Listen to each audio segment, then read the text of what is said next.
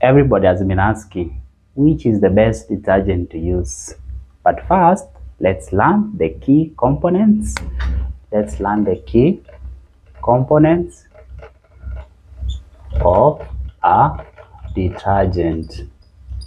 So last time we said what a detergent is. A detergent is a chemical agent that removes dirt or stains from surfaces or fabric by reducing the water tension. Now we're gonna discuss about the key components of a detergent. Number one is the surfactants.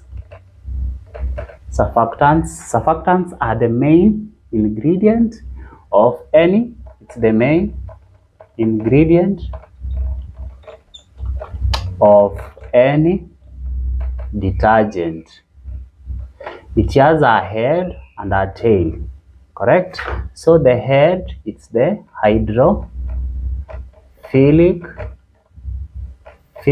the tail is the hydrophobic tail. So this is the tail, this is the head.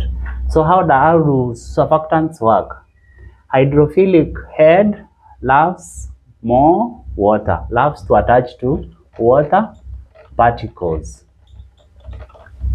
more than the dirt or oil particles. Hydrophobic tail loves to attach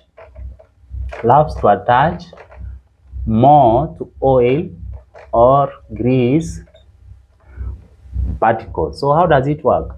So once your cloth has a stain, the hydrophobic will attach to, for example, let's say the oil which is on the fabric. So once it attaches on the oil, the head, because it loves more, the head which is the hydrophilic head which loves water more, it attaches, then it moves the dirt from the cloth by, since this loves more water, so this one is going to go into the water more, while this one will attach the dirt.